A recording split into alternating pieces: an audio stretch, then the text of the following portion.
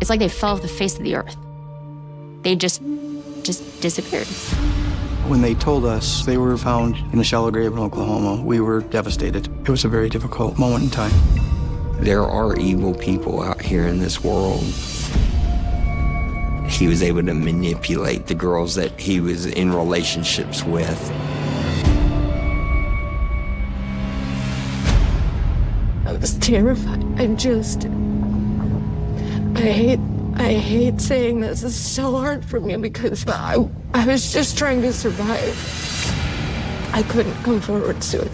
I wasn't safe. I'm gonna be honest, I'm still not safe. There's no remorse. She's angry that she's caught. I'm so sorry. This does not get easier, I promise. Time does not make this easier. On Friday, January 4th, 2019, the Temple Police Department is alerted to the home of 32-year-old Michael Swearingen in Bell County, Texas. That morning, the Temple Police Department received an alarm call at Michael's house. So patrol is dispatched out there. Crime was an abnormality in Michael's neighborhood. They hear the dog inside, and sometimes those alarms will be set off by a dog barking. So the alarm company will try to call what is called the key holder, right? So they're trying to call Michael, and he's not answering his phone. When the alarm company fails to reach Michael, they reach out to his emergency contact, his mother, Debbie. So I went over there, and Michael didn't answer the phone. Michael didn't answer the door. His car was missing too, and I was a nervous wreck. Where's my boy? Michael doesn't do this. I looked through windows, walked around the house. Debbie recalls that Michael told her he was with his friend, 28-year-old Jenna Scott, the day before. So she tries contacting Jenna, hoping she may know where Michael is. When Jenna doesn't answer, Debbie calls Jenna's mother, Karen. The last time her mom saw her, she was dropping her off to see Michael. Her response is, well, Jenna's with Michael. And this starts setting off alarm bells with them. And so they were reporting to law enforcement, hey, we have our concerns. So 2 reports are taken, one for Michael and one for Jenna. We were doing all this searching. The anxiety kept climbing. It's like they fell off the face of the earth. They just disappeared. So we really had to work backwards at that point to try and figure out who we were looking for.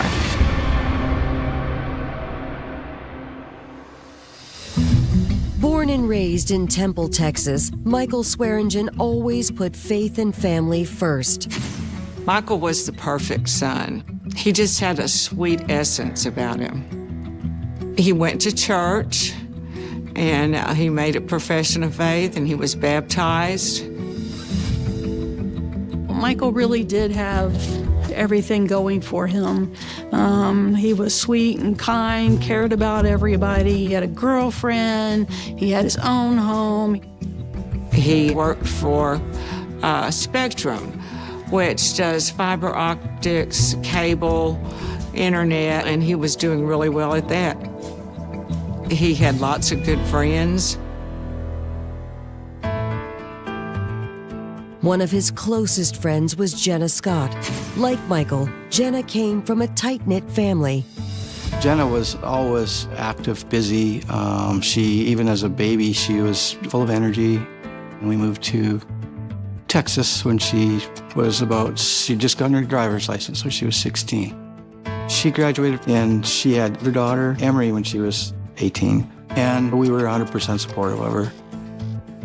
Jenna was dating my son, but with all of that pressure on them to be parents at such a young age, both of them ended up going their separate ways. We tried to always make sure that whatever we done as families, it was in Emery's best interest. Jenna was a very good mother to Emery. Just loved her and doted on her, and did the best she could for a young mom. In 2012, 22-year-old Jenna earned a nursing degree and then later enrolled in a master's program for counseling.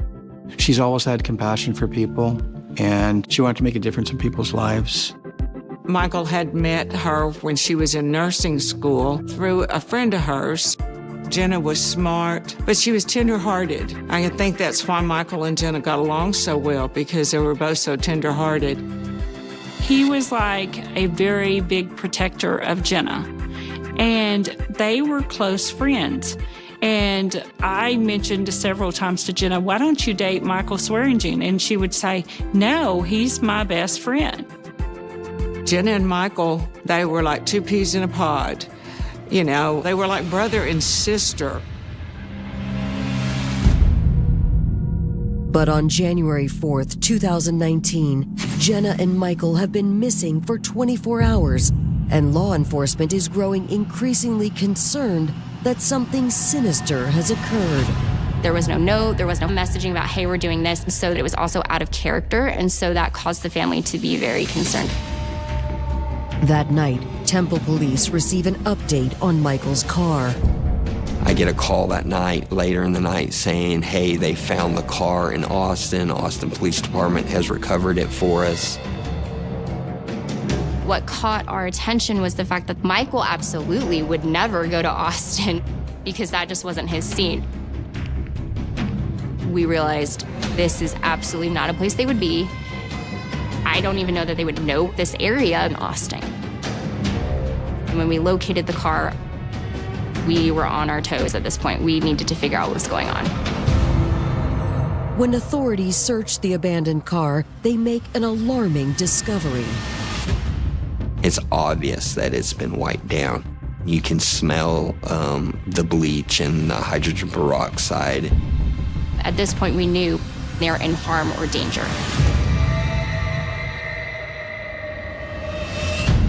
Coming up, as the search for Jenna and Michael intensifies, detectives uncover a toxic relationship. She was panicked, trying to call 911. She said, my blood will be on your hands. And a tell-all interview will expose a deadly plot. This was a man that, again, I trusted implicitly. This man I felt was the safest. My brain just, I couldn't believe what was happening. I couldn't. Authorities in Temple, Texas are searching for Jenna Scott and Michael Swearingen after they were reported missing on January 4th. 3 days later, detectives meet with both Jenna and Michael's families to get more details on their last known whereabouts. That Monday, we actually went to the house and started to interview the family and friends who were concerned. So January 3rd, there's some text messaging from Jenna. There's a message sent back to Karen and says, hey, I'm gonna stay with Michael. Jenna's mom says, well, I thought we were gonna do this. No, I'm gonna stay with him. Jenna's daughter's birthday was coming and they were planning for that. Well, why would she just up and leave? Family members reveal their theory that Jenna and Michael were targeted by Jenna's ex-boyfriend, Cedric Marks. Detectives learned that Jenna met 40-year-old Cedric in 2015. Jenna and him met on Tinder, and they had this on and off relationship for about 3 years. Cedric had this charming appearance because he was an MMA fighter. He won a lot of matches. He taught self-defense classes for women. He seemed like the perfect man up front. He was a single dad, which I had respect for him for that. He would actually bring his kids over, we had meals together, things like that. So we were very accepting of Cedric and his children. Family members allege that after 3 years of dating, the relationship turned violent. He had choked her out. He had assaulted her. She was shaken up quite bad. And the way that I viewed the situation at that time was I need to protect Jenna. And in 2018, we filed for the protective order. And we thought that that was the best choice. to keep him from destroying Jenna's life any further. So we went through that process, and they had the hearing, the protective order hearing, where Cedric basically portrayed Jenna as being this crazy woman. And then Jenna got to, plead her case too. And that's where the judge actually said, no, you're not getting a protective order. Jenna told the judge after he denied it, "My blood will be on your hands." Detectives learned that in August 2018, Cedric was charged with breaking into Jenna's home. Jenna and Emery, her daughter, they were inside, and Jenna was panicked, trying to call 911. She reports that Cedric has broke into her house. The district attorney finds out and asks for a criminal investigation. This detective actually called him and told him, you can turn yourself in. And that night is when he fled to Michigan. And then that's when the federal warrant was ultimately issued for him. Now, 5 months later, Jenna and Michael are missing, and their families fear that Cedric may have returned to Texas looking for revenge. Jenna feared for her life, and Cedric Marks was the reason. So it was kind of a question of, where is Cedric? Back at the station, detectives reach out to the U.S. Marshal Service to help track down Cedric. We utilize the Marshal Service a lot. Cedric had a felony warrant, and so that would fall into their purview to help us. The next day, we got the phone call. Cedric Marks is in custody in Michigan. The Marshals Task Force is tracking his phone, and they go to a mall in Grand Rapids, and that is where Cedric is taken into custody. So Ashley and I fly up there. While Cedric is held on the federal warrant, detectives go to his registered address in Muskegon, Michigan, a home owned by his wife, Janelle McDonough. Cedric was arrested in Michigan, and the next day, the detectives from Texas as well as from Michigan were at the house. It was very surreal. We realized that he's living with his wife, Janelle, their 2 children, and then his girlfriend, Maxwell, who's pregnant with Cedric's child, all living together in a very weird setup. Detectives seized the opportunity to learn more about their primary suspect. We gave them the option to come talk with us, right? Because they're ultimately not who we're trying to investigate, but they're here. So what would you know, right? I went with them, and I remember I was trying to protect myself, trying to protect the boys. I was trying to protect Cedric at the time because I didn't understand the whole story. I didn't understand what they understood of him at that point in time. So Corey's interviewing Janelle, and I'm interviewing Maya, and she brings up how Jenna and Michael are missing. We didn't know how much she was involved at that time, but you know something. Maya is quick to confirm detectives' worst fears. Michael and Jenna had been killed by Cedric. Maya was actually there and saw what happened. My name is Maya Maxwell, and I am Cedric Marks's ex-girlfriend. I did tell them everything I could when I could. I tried my best to be as, detailed as possible. I've never stopped helping. I was terrified. I hate saying this. It's so hard for me because I was just trying to survive. I know that's horrible because Jenna and Michael didn't. I'm so sorry. Temple, Texas authorities have just learned that Cedric Marks is responsible for the disappearance and murders of his ex-girlfriend Jenna Scott and her friend Michael Swearingen. His girlfriend, Maya Maxwell, admits, yes, she was there with Cedric. And there's so many people depending on us to get this information out of her. So I build a rapport as a female, and I'm going, okay, so how did you meet Cedric? How did you guys come in contact? It was 2016. I was 24 years old when I moved to Texas. I got on Plenty of Fish, and then that's where I met Cedric. He was goofy like me, kind of quirky and funny, and seemed carefree. He seemed like the perfect guy.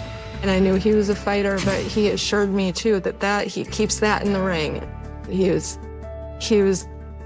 felt like a safe person. Originally from Tulsa, Oklahoma, Cedric Marks found his passion for martial arts following a 6-year stint in prison for aggravated burglary when he was 17. It became a huge thing for him to start down the path of MMA. And he wanted to do MMA because it made him just feel stronger, you know? In 2002, he met Janelle McDonough in Washington before the couple moved to Texas. I first met Cedric when we both were in the Navy together. We met in basic training, and he was just a very nice guy at that time, and we became friends. We got married in October 2003.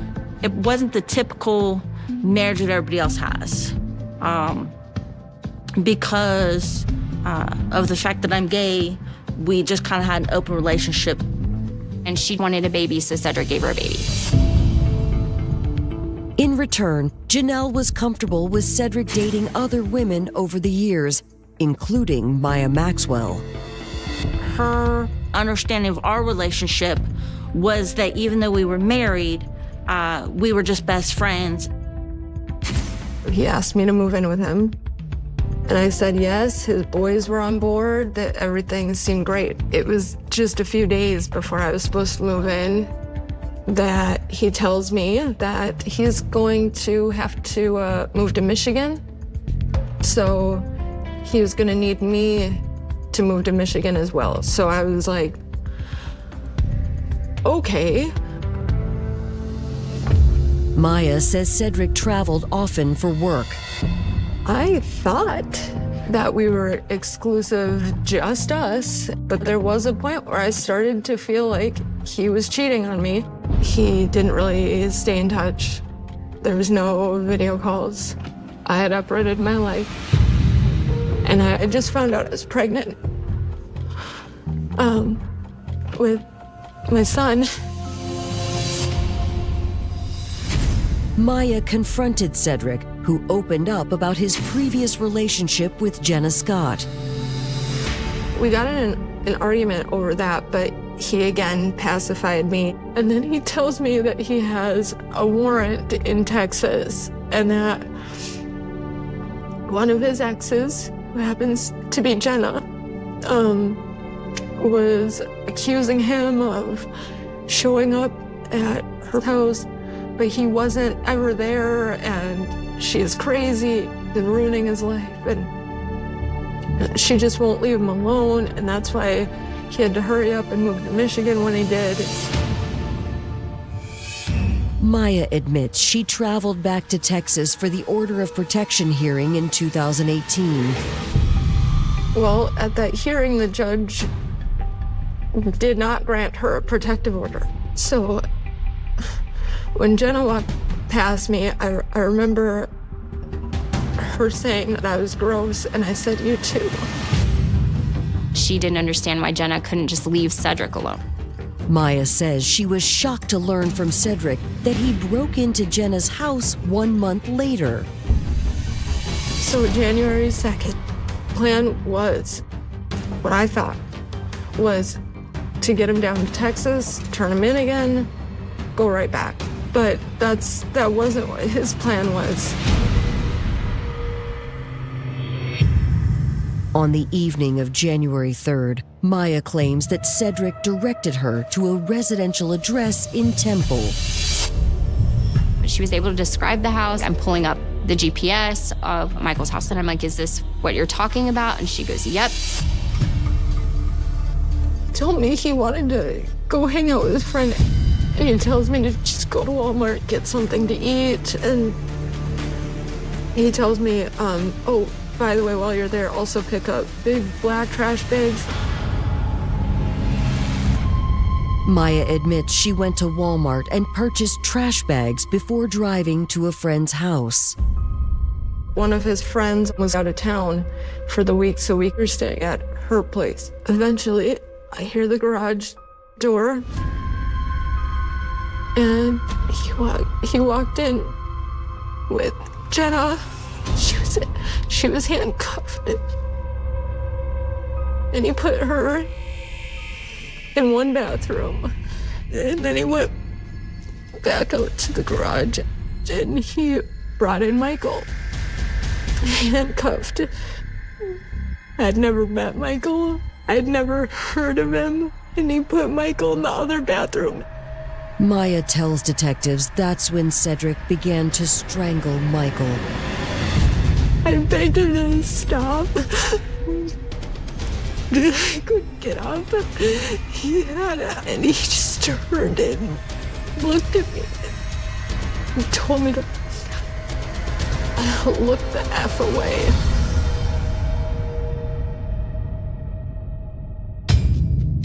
It lasted a few minutes. And then when he was done, he left him slumped over in the bathtub. I couldn't move. My brain I couldn't believe what was happening. I couldn't.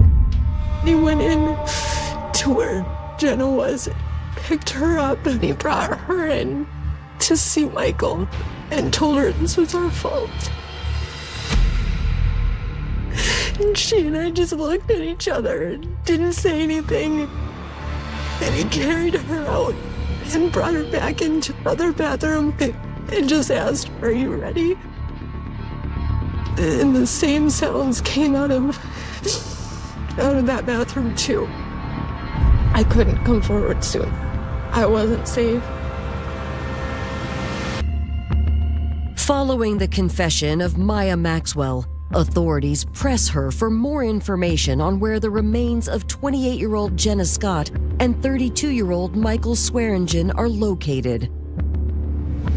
She describes Cedric cleaning up everything, and she describes him taking this car to Austin, how they go into Walmart to go buy a shovel with the bodies in the car, until they find the perfect place that Cedric can put them. Jenna was in garbage bags behind me. And then Michael was in garbage bags all the way in the back. And then they drive to Oklahoma. Maya says, they get there, it's late at night, and Cedric starts digging up a spot that's close to his family reunion gatherings. She's helping him with it.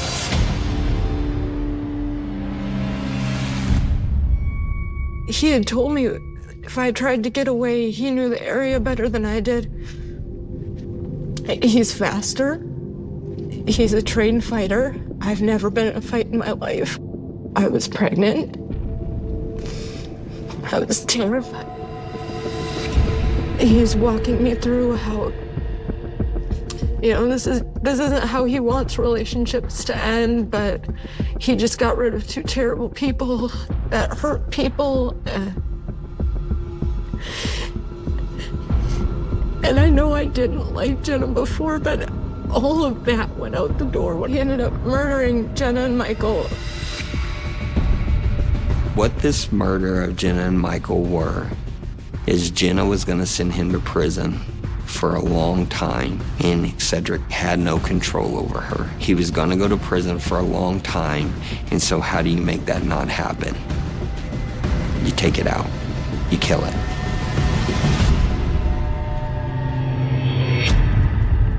With Maya's help, detectives determined the location where Jenna and Michael's bodies were buried. We get to Oklahoma, it's cows, it's just pasture. We walk onto the property and we see exactly what she's talking about. You can see the tracks of the tires. And then what we do is we actually have the anthropologist come out because it's a recovery. And they say, yep, they're here and here based on the dirt and the settlement and the different discoloration. It takes a part of your soul that you don't get back.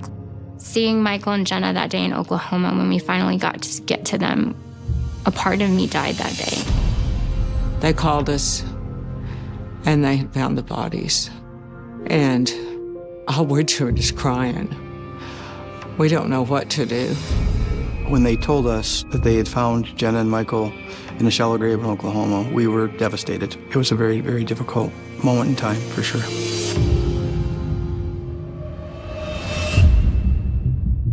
The medical examiner determines that Michael Swearingen died by strangulation, which matches Maya's account of the murder. But Cedric had been far more violent with Jenna.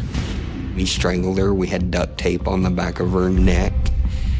But he beat her. And he did all the damage to the organs by beating her. That's where the medical comes in saying, listen, any of these things could have been what killed her. With Maya's story told and the victims' bodies found, police determined that she should be charged with 2 felony counts of tampering with evidence. She says it herself. Had I just called 911 when I saw Jenna, none of this would have happened. I can tell you confidently, she was not remorseful. She was just upset that this all happened. There's no remorse. She's angry that she's caught. Authorities switch focus to Cedric Marks, who is being held on a federal warrant in a Michigan jail. Cedric is not charged with the murders of Jenna and Michael yet because we wanted him to not waive extradition and we wanted him to come to Texas. So he thought he was coming to Texas on his burglar of a habitation warrant only. On February 2nd, nearly a month after Jenna and Michael's disappearances, Cedric is transported to Texas. Less than 150 miles outside of Temple, chaos ensues. I get a phone call that says Cedric escaped. And I go, what do you mean he escaped? Detectives learned that Cedric escaped through a window of the transport van while parked at a fast food restaurant. He was able to kick out, and then that's how he escaped. Cedric's MO was to go get rid of anyone who'd keep him in prison. Well, he already got rid of Jenna and Michael, so the only other option would be to get rid of the family or the investigators who knew what he was capable of. And so that's very fearful. All the victims, families, what do we need to do to protect them? It was just all about what can we do to get information to the people that are looking for him to recapture him. A manhunt is underway for former MMA fighter Cedric Marks, the suspected killer of Jenna Scott and Michael Swearingen. So we get through the initial shock of him escaping. We're telling the marshals, go find him. We have the prison guards out. Everybody's looking for him. A canine team is brought in to assist law enforcement. He takes his dog to the exact spot that Cedric drops from the van because he's barefoot. That dog takes off running. So the dog's going, and then they end up going to this house, and the dog starts hitting on this trash bin, and they kick it over, and out pops Cedric, and he'd been crouched in a position for 8 hours in that trash bin. He was gonna wait the perimeter out and everything. Authorities transport Cedric to the Temple police station for an interview. He was in solitary confinement. So we go in and we're like, we want to talk to you about, Jenna and Michael. And he comes up with, oh my gosh, I had nothing to do with that. I think it's the shortest interview we have with him. He's like, you ruined my life. He was just so mad. Cedric was charged with double capital murder. He's locked up. He's facing the death penalty. Behind bars, Cedric continues to maintain his innocence. I can only imagine what's going on with their family, and I am so sorry for their losses, but I did not and had nothing to do with this. Despite what the media put out, I was not trying to escape. I was actually in fear, and I was not going anywhere at all.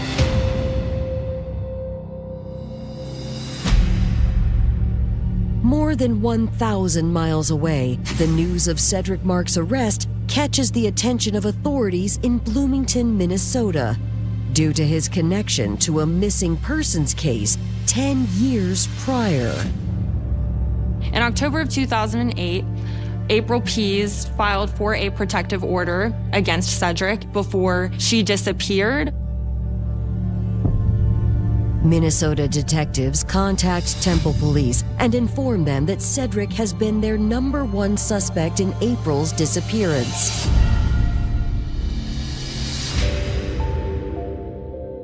She ended up meeting Cedric off of one of those dating apps. I'm not sure which one. I think it was Tinder. For the first, I would say, year, it was good between them. I think she did fall in love with him for a while.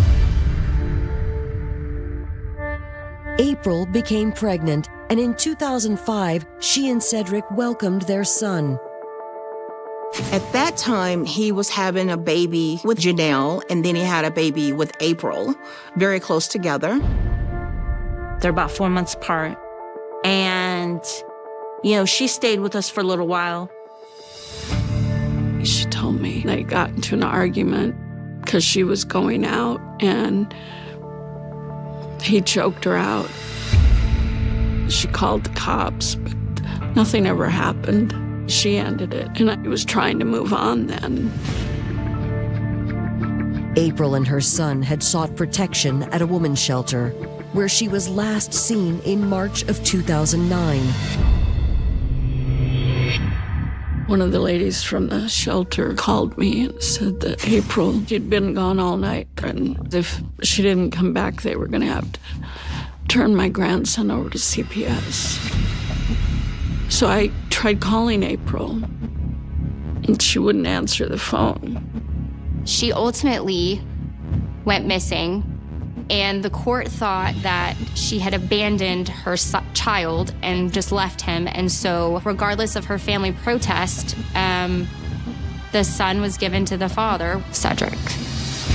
So, due to circumstances, I raised April's son.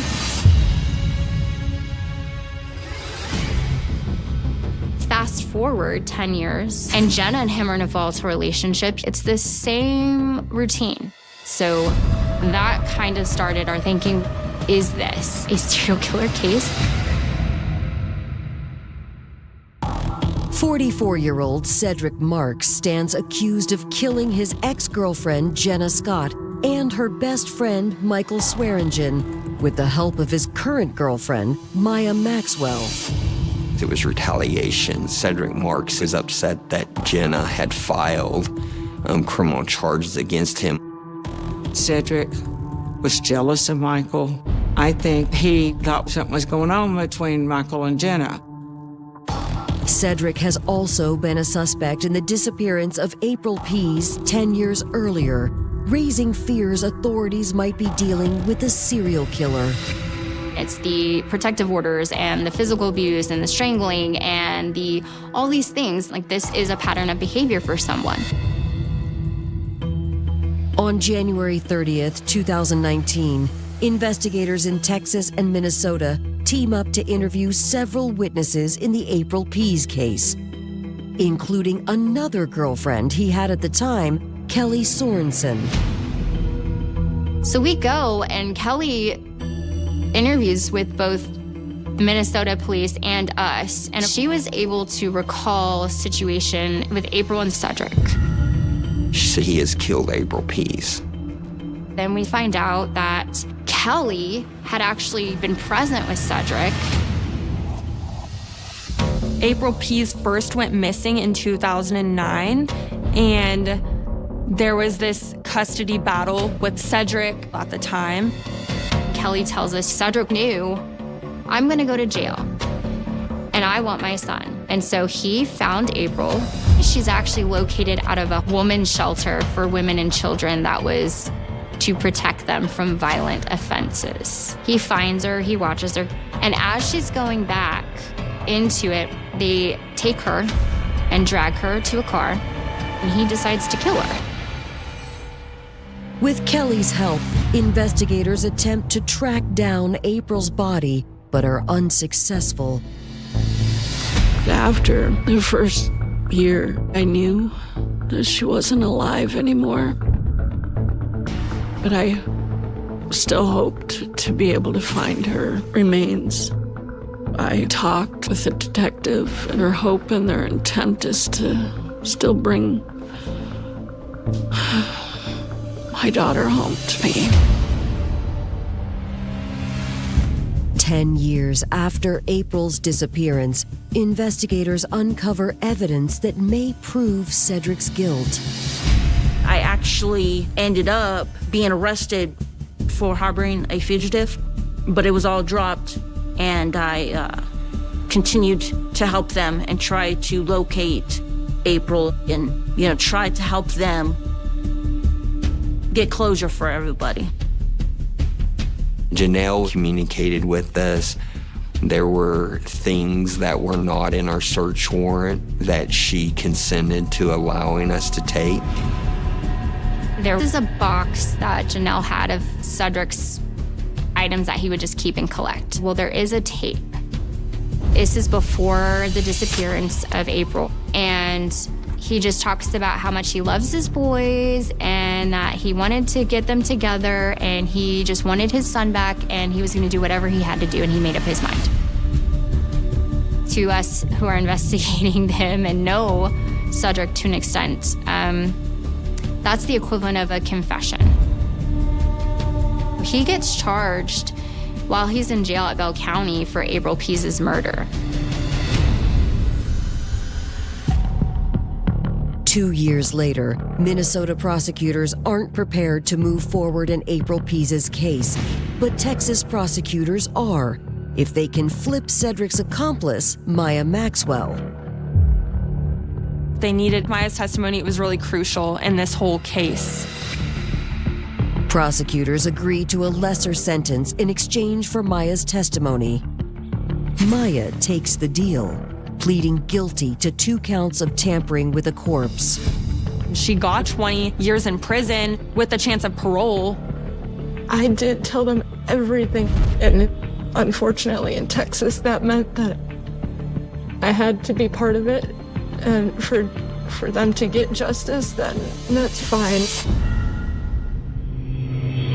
On Monday, April 17th, 2023, Cedric Mark's murder trial for Jenna Scott and Michael Swearingen begins. Cedric believes he's the smartest man in the room. He believes he knows the law better than any lawyer. He decided to defend himself. Prosecutors fight back with a mountain of circumstantial evidence. We saw phone extractions and timelines of exactly where he was at a certain time and date, and it lined up completely with the murders. We went to Henrietta, Oklahoma, where we know that shovels were purchased, and got the video there, and you see Cedric and Maya in footage. 2 weeks into the trial, Maya takes the stand as the state's star witness.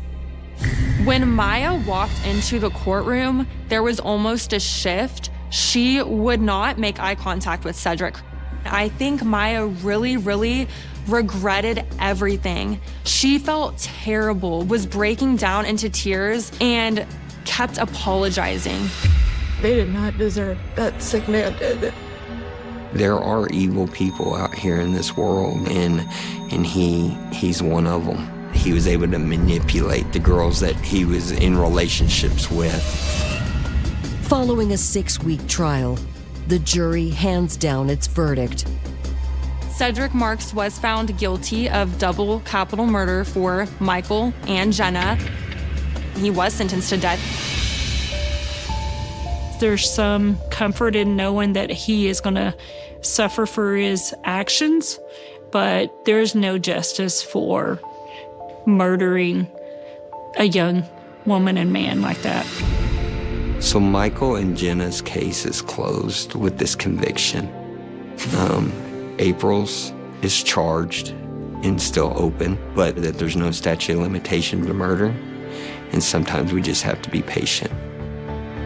Cedric Marks took two amazing people away from their families.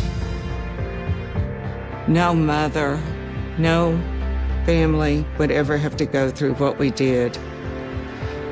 We had to go through this and go through the trial. It's just terrible. It'll never go away.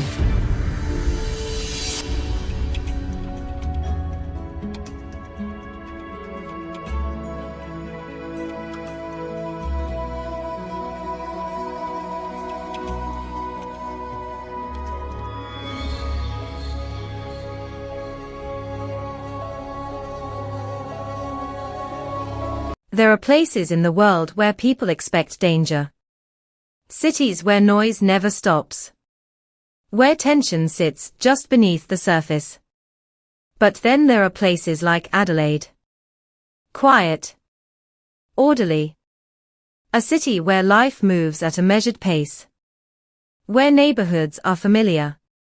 Where routines rarely change. In the late 1970s and early 1980s, Adelaide was not a place people associated with fear. It was stable. Predictable. The kind of place where parents believed their children were safe. Not because danger didn't exist, but because it felt distant. Abstract. Something that happened somewhere else. And for a long time, nothing seemed to challenge that belief.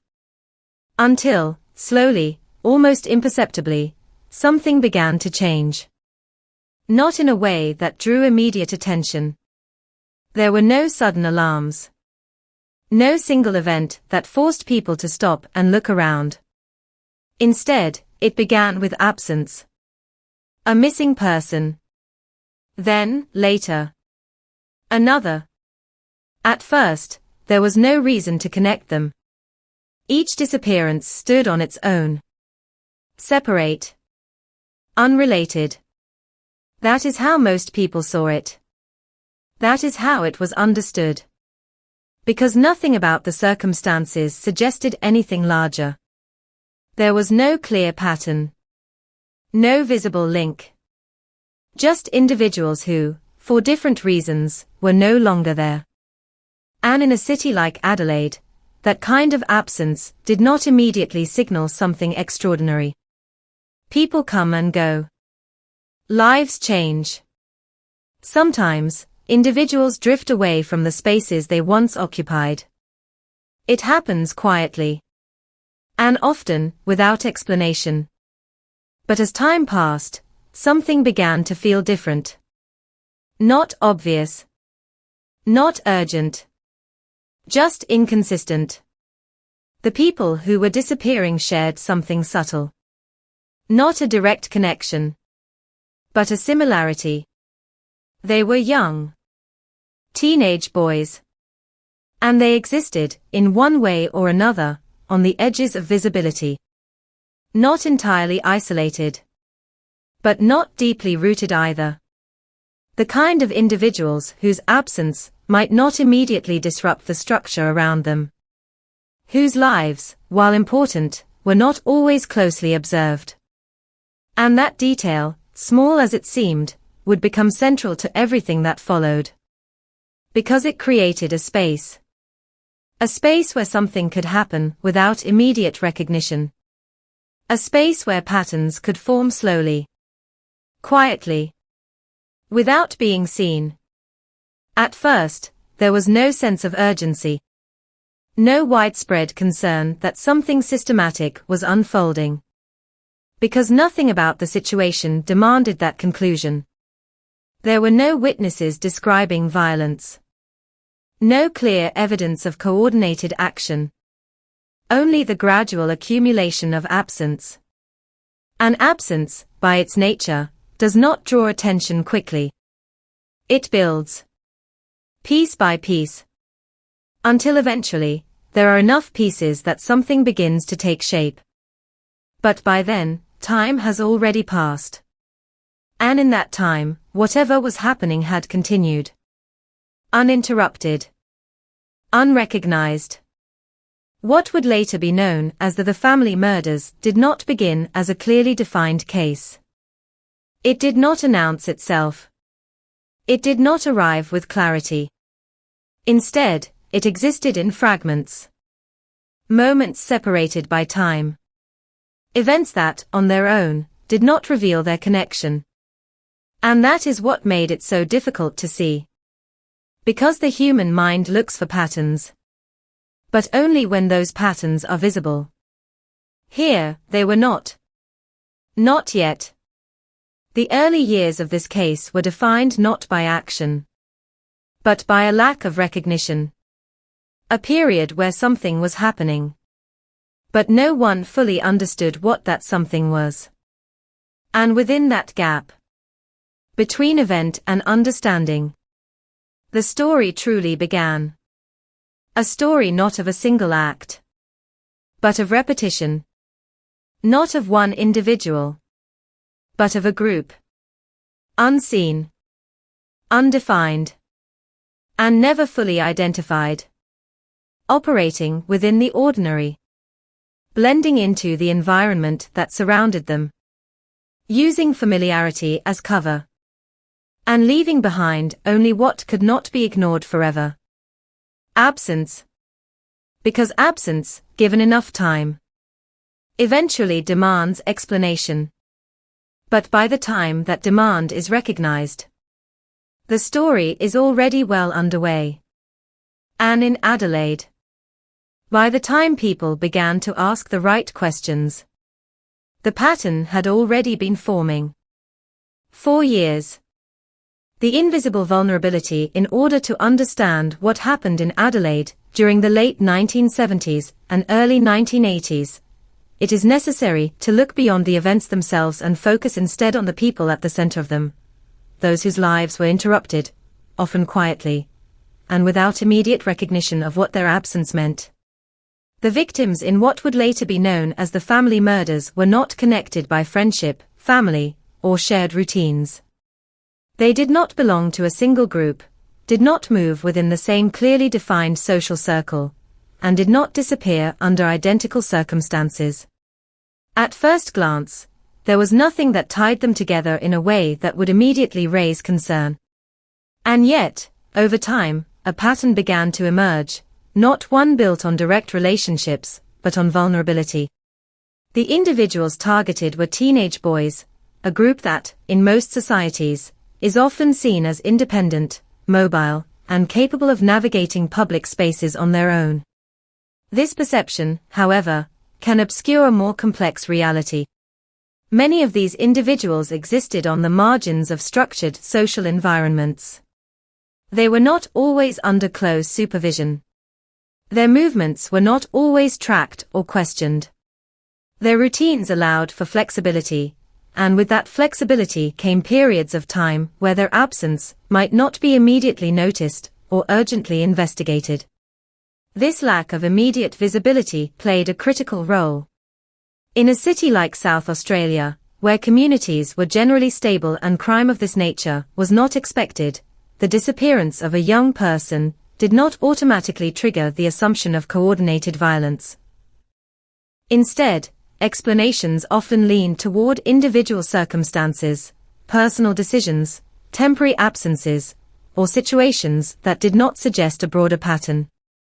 This context created a delay, not only in recognition but in response. The victims were not invisible in the sense that they were unknown or unimportant. Rather, they were invisible within the systems that detect urgency. Their lives did not immediately intersect with mechanisms that would amplify concern. They did not all have strong, overlapping networks of people who could collectively identify a pattern forming across multiple cases. And so, each disappearance remained isolated, contained within its own narrative, rather than contributing to a larger, more alarming picture.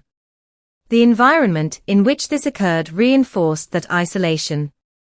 Adelaide at the time was not a city defined by unpredictability or high levels of organized crime. It was, by most measures, a place where daily life followed expected rhythms. This sense of normalcy influenced perception.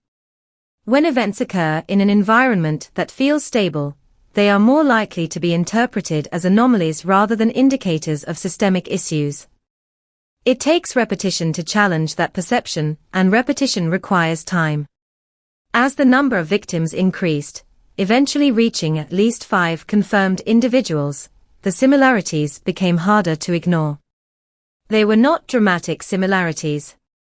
There were no identical timelines or identical locations. But there was a consistent profile. Young males.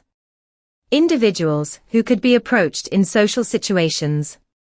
Individuals who could be isolated without immediate intervention. Individuals whose absence, at least initially, did not disrupt a larger network in a way that would force rapid escalation. This is where the concept of vulnerability becomes central. Vulnerability is not always visible. It does not always present as weakness. In many cases, it exists within the structure of everyday life, within routines that allow independence, within environments that lack close monitoring, within social conditions that do not immediately prioritize detection. The victims in this case existed within that space. They were not defined by a single characteristic, but by a convergence of factors that made them accessible to those who intended harm. Understanding this does not assign blame. It does not suggest that anything about their behavior caused what happened. Instead, it highlights the conditions that allowed the crimes to occur without immediate recognition. It explains why the pattern remained hidden for as long as it did. And it underscores a broader reality, that the visibility of a person within a community can directly influence how quickly their absence is understood as a crisis. In the early stages of this case, that crisis had not yet fully formed. The connections were not yet clear.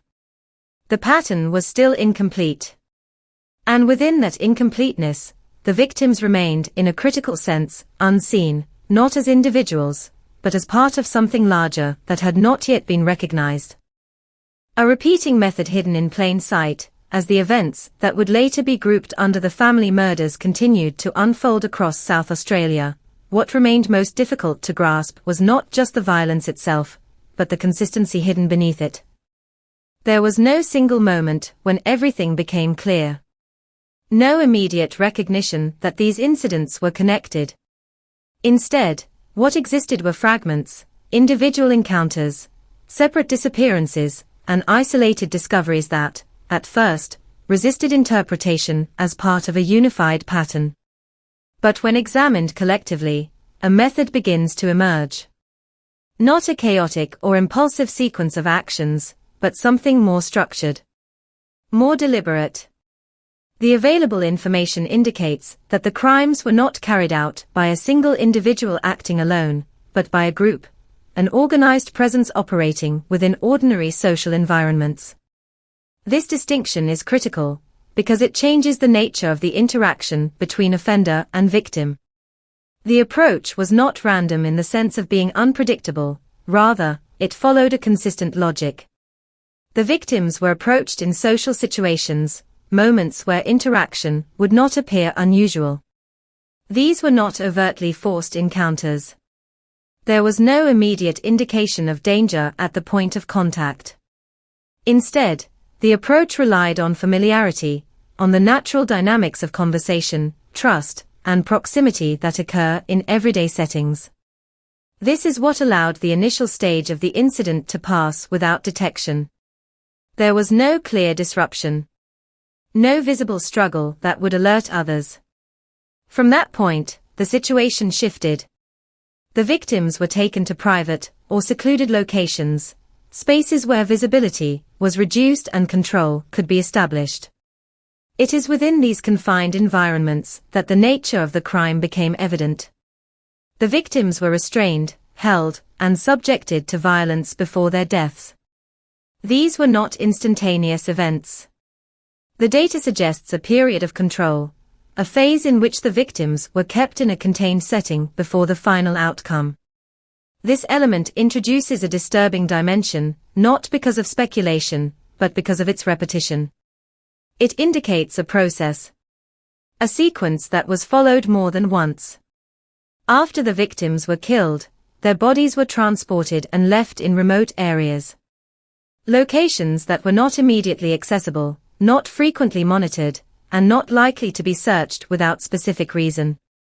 This choice of disposal further delayed discovery and contributed to the fragmentation of the case. Each body, when found, appeared disconnected from the others. There was no single site that linked them all. No central location that could immediately suggest a pattern. Instead, the evidence was dispersed, both geographically and temporally. This dispersion played a crucial role in maintaining the illusion of isolation between incidents. The most striking aspect of this pattern is not just its repetition, but its ability to remain unnoticed for an extended period. The crimes occurred over several years, following a similar structure each time, yet without immediate recognition of that structure. This suggests a level of operational consistency that blended into the surrounding environment. The offenders did not need to create elaborate concealment. The existing conditions, limited visibility, socially vulnerable victims, and delayed reporting, provided a form of natural cover. Each stage of the incident relied on what was already present: ordinary interactions, accessible spaces, and the absence of immediate scrutiny. This is what made the pattern so difficult to detect. It did not stand out. It did not disrupt the environment in a way that demanded instant attention. Instead, it moved through that environment, using its normal functions as a framework. Over time, however, repetition leaves traces. Even when those traces are separated, even when they are incomplete, they begin to form connections. The similarities in victim profile, the circumstances of disappearance, the nature of the locations involved, all of these elements gradually aligned. But during the period in which the incidents were occurring, that alignment was not yet visible. Each case remained its own event, its own narrative, its own unexplained absence. And within that separation, the method continued. Quietly. Systematically. Hidden not by complexity, but by familiarity. Trying to connect the unconnected. The investigation into what would later be recognized as the family murders did not begin as a unified effort. It began in fragments, much like the incidents themselves. Each disappearance, each discovery, entered the system as an individual case, separate, self-contained, and lacking the defining characteristics that would immediately suggest coordination. In South Australia, where the expectation of organized violent crime was low, the early stages of inquiry reflected that assumption. Investigators approached each case on its own terms, examining personal circumstances, last known movements, and any immediate connections that could explain what had happened. But those explanations did not come easily. There were no direct witnesses to the full sequence of events. No one who could describe, from beginning to end, how a victim was approached, taken, and ultimately killed. This absence of first-hand accounts created a gap, a space where reconstruction depended entirely on indirect evidence and inference. Compounding this difficulty was the nature of the victims themselves. As established, they were individuals whose social networks did not always provide clear, overlapping connections. This meant that traditional investigative strategies, tracing relationships, identifying shared contacts, mapping common locations, produced limited results in the early stages. Each case pointed inward rather than outward, toward individual circumstances rather than a broader pattern. Time became another complicating factor. The incidents did not occur in rapid succession. They were spread across several years, with intervals that made it difficult to perceive continuity. In an investigative context, time gaps can obscure patterns. They create the impression of isolated events rather than a sequence. And without a clear sequence, there is no immediate reason to assume a single source. For a period, that is exactly how these cases were understood, as unrelated, unfortunate events occurring within the same general region, but without a shared cause. However, as more cases accumulated, eventually confirming at least 5 victims, the limitations of that interpretation became harder to ignore. The similarities, subtle at first, began to take on greater significance. Investigators started to notice recurring elements: the age and gender of the victims, the circumstances under which they were last seen, and the eventual discovery of their bodies in remote, or less accessible areas. None of these factors alone proved a connection. But together, they suggested the possibility of one. This marked the beginning of a shift in perspective. The investigation moved from isolated analysis to comparative analysis. Instead of asking what happened in each individual case, investigators began asking what was shared across cases. This shift is often where complex investigations either gain clarity or encounter deeper uncertainty. In this instance, it did both. On one hand, the recognition of common elements allowed investigators to consider a new hypothesis: that the crimes were not the work of a single offender acting independently, but potentially a group operating with some level of coordination. This hypothesis aligned with the structured nature of the incidents, the consistent method of approach, control, and disposal. On the other hand, this new perspective introduced additional complexity. Investigating a potential group dynamic is inherently more difficult than pursuing a single suspect. It requires identifying not just one individual's behavior, but the interactions between multiple people. It raises questions about roles, relationships, and degrees of involvement, questions that are difficult to answer without direct evidence or testimony. Investigators began to examine social connections more closely, not just between victims, but between potential suspects. They looked for overlaps in social circles, shared environments, and any indications that certain individuals might have had access to the victims. This process involved revisiting earlier assumptions, reanalyzing existing information, and attempting to construct a network where none had been previously recognized. Despite these efforts, significant limitations remained. The lack of direct witnesses continued to constrain the investigation. The evidence, while suggestive, was not definitive enough to clearly identify all individuals involved, or to fully reconstruct the structure of the group. Each new piece of information added context, but not complete clarity. The turning point, therefore, was not a single discovery or breakthrough moment. It was a gradual realization, a shift from seeing the cases as separate to understanding them as connected. This realization did not solve the case, but it changed the framework in which it was approached. It allowed investigators to ask different questions, to pursue different leads, and to consider possibilities that had previously been dismissed. But even with this shift, the investigation remained incomplete. The connections, while present, were not strong enough to form a complete picture. The structure of the group, if it existed as suspected, could not be fully defined. And the absence of conclusive evidence meant that some aspects of the case would remain unresolved. What this phase of the investigation ultimately reveals is not just the difficulty of solving complex crimes, but the challenge of recognizing them in the first place.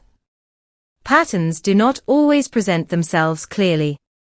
They must be identified, often slowly, through comparison and persistence.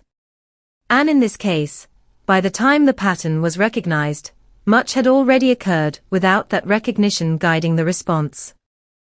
Partial justice, when the investigation into the family murders reached the stage of legal action, it did so without the clarity that typically defines a fully resolved case. By this point, authorities in South Australia had moved beyond the early uncertainty that characterized the initial years. There was now a recognition that the crimes were not isolated, that the victims, at least 5 confirmed, were connected through pattern rather than coincidence, and that the involvement of more than one individual was a strong possibility. Yet recognition is not the same as resolution. The legal process depends on evidence that can withstand scrutiny, on connections that can be demonstrated rather than inferred, and on responsibility that can be assigned with precision. In this case, those requirements proved difficult to fully satisfy. Some individuals were identified, investigated, and ultimately arrested in connection with aspects of the crimes. Their involvement was not hypothetical. It was supported by evidence considered sufficient for prosecution in specific instances. These arrests marked a significant moment. They confirmed that the investigation had not been without result, that the pattern identified by investigators did correspond to real individuals whose actions contributed to the events under scrutiny. However, from the outset, it was clear that these proceedings would not provide a complete account. The structure of the crimes, as understood through the investigation, suggested coordination, repetition, and the likely presence of multiple participants. Yet the evidence available did not allow for the full identification of all those involved, nor did it clarify the exact roles each individual may have played within the broader sequence of events. As the cases moved through the judicial system, this limitation became central. The trials focused on what could be proven, not on what was suspected. Each charge had to be supported by specific evidence linking an individual to a particular act. This is the foundation of legal process. It does not operate on patterns alone, but on demonstrable connections between person and action. In situations where those connections are incomplete, the scope of the trial is necessarily reduced. The result was a form of accountability that was real, but partial. Convictions were secured against certain individuals, establishing that criminal responsibility existed, and that some degree of justice could be delivered. These outcomes mattered. They provided acknowledgement of wrongdoing. They affirmed that the events were not beyond the reach of the law. But they also highlighted what remained unresolved. There was no single trial that encompassed the entirety of the crimes. No proceeding that laid out, in full, the structure of the group, or the complete sequence of events across all victims. Instead, the legal outcomes were fragmented, mirroring the fragmented nature of the investigation itself. This fragmentation created a distinction between legal truth and complete understanding. Legally, the cases that were brought to court reached conclusions. Verdicts were delivered. Sentences were imposed. Within the framework of the law, those outcomes represented closure for the specific charges addressed. But beyond that framework, questions persisted. The possibility of additional perpetrators remained. The extent of coordination within the group was not definitively established. The full narrative, how the crimes began, how they evolved, and how they were sustained over time, was not entirely reconstructed within the courtroom. This is what defines the outcome as partial justice. It is not the absence of justice, but the presence of limits. Limits imposed by evidence, by time, and by the inherent complexity of the case. The legal system functioned as it is designed to function, cautiously, deliberately, and within the boundaries of what can be proven. But those boundaries did not encompass everything that investigators, and the public, suspected to be true.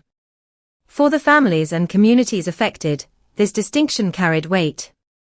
The acknowledgement of guilt in certain cases provided a form of validation, a recognition that the losses were the result of deliberate actions rather than unexplained circumstances.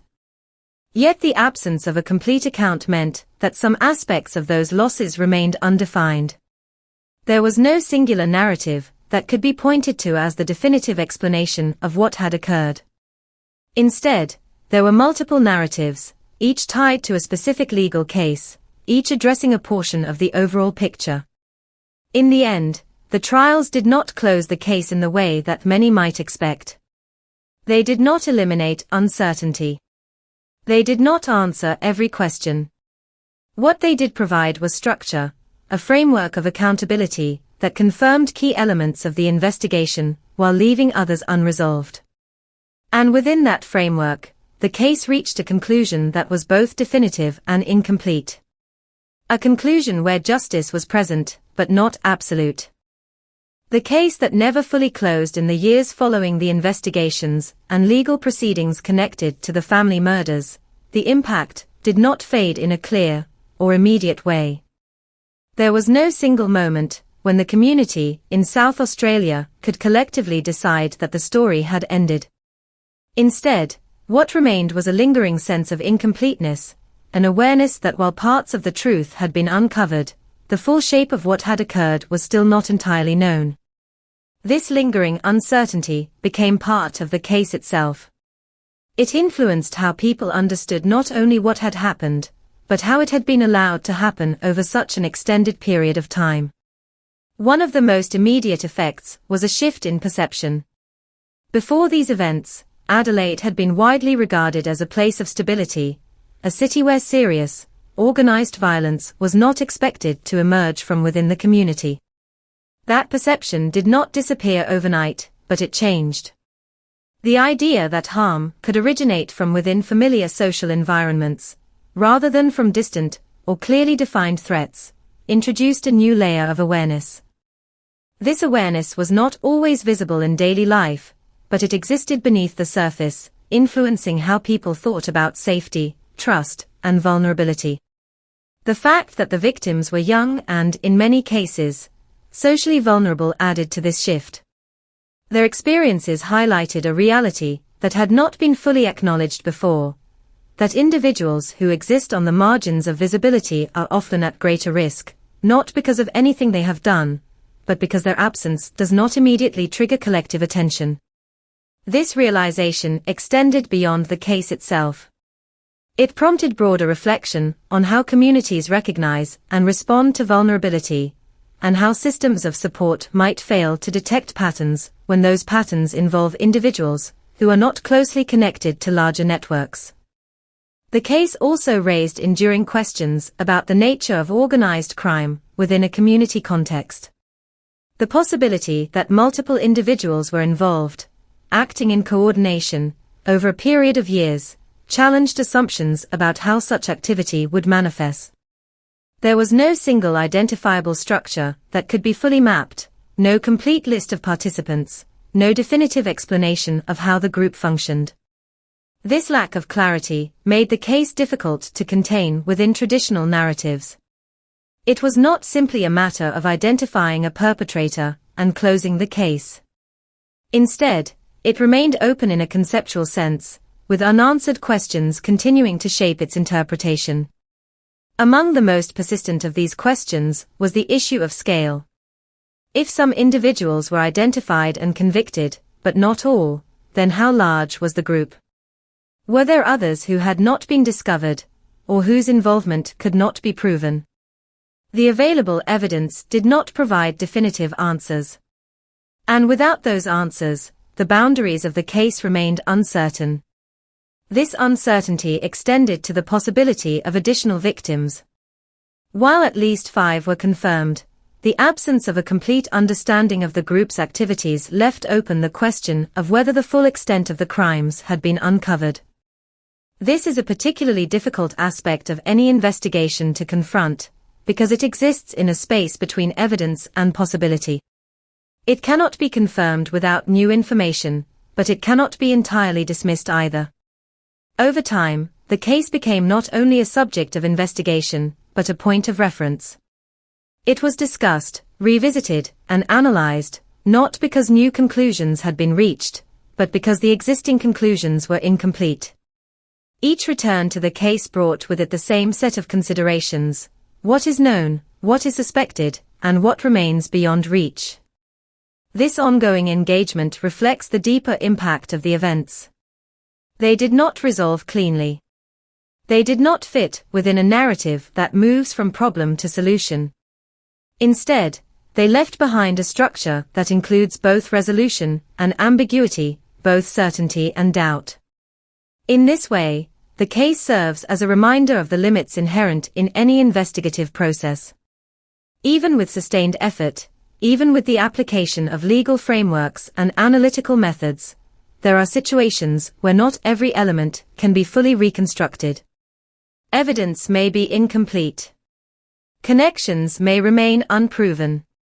And time itself may obscure details that cannot be recovered. None of this diminishes the significance of what was achieved, the identification of patterns, the prosecution of certain individuals, the acknowledgement of harm. But it does define the boundaries of that achievement. It clarifies that resolution, in some cases, is not absolute. It exists alongside what cannot be fully resolved. Ultimately, the legacy of this case is not contained solely in its outcomes, but in the questions it continues to raise. Questions about visibility, about vulnerability, about how communities interpret absence and respond to it. Questions about how patterns are recognized, and how long it can take for that recognition to occur. And perhaps most importantly, questions about how much can truly be known when events unfold in fragments, across time, and within environments that do not immediately reveal their complexity. These questions do not have simple answers. They remain, much like the case itself, open to interpretation.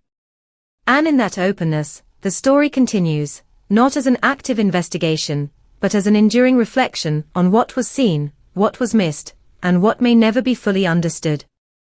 What remains unresolved even after the investigations, the partial convictions, and the public acknowledgement of what had occurred, the case of the family murders did not settle into a fixed, fully understood narrative. Instead, it remained open in a more subtle way, not legally active, but conceptually unfinished. In South Australia, the passage of time did not erase the questions left behind, it simply changed how those questions were approached. Rather than being urgent, they became persistent. Rather than demanding immediate answers, they lingered in the background, shaping how the case was remembered and discussed. One of the most significant unresolved elements is the structure of the group believed to be involved. The available evidence suggested coordination, repetition, and shared behavior, yet it did not provide a complete map of who was involved or how they were connected.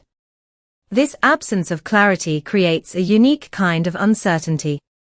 It is not the uncertainty of not knowing whether a crime occurred that is established, but the uncertainty of not knowing its full scope.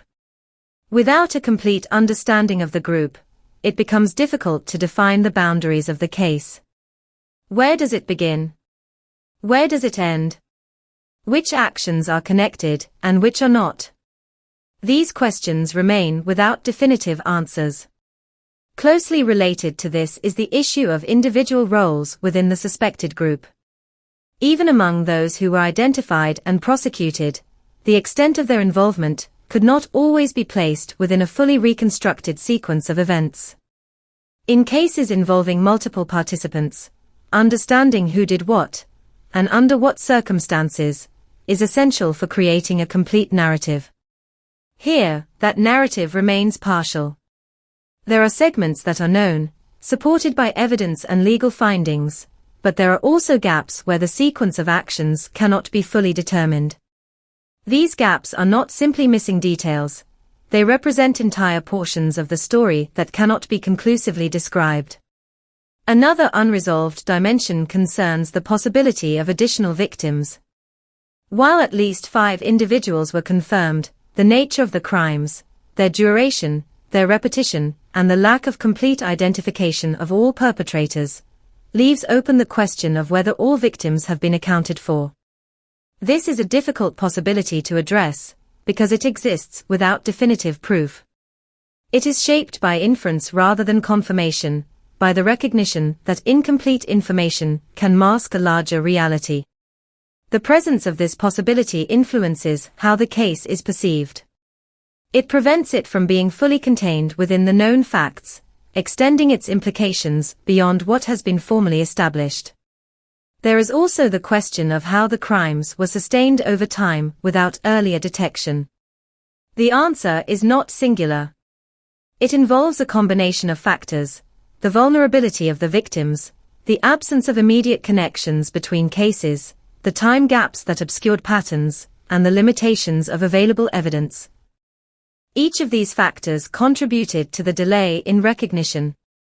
But even when considered together, they do not fully explain how the pattern remained undetected for so long. This is not a failure of any single system or process.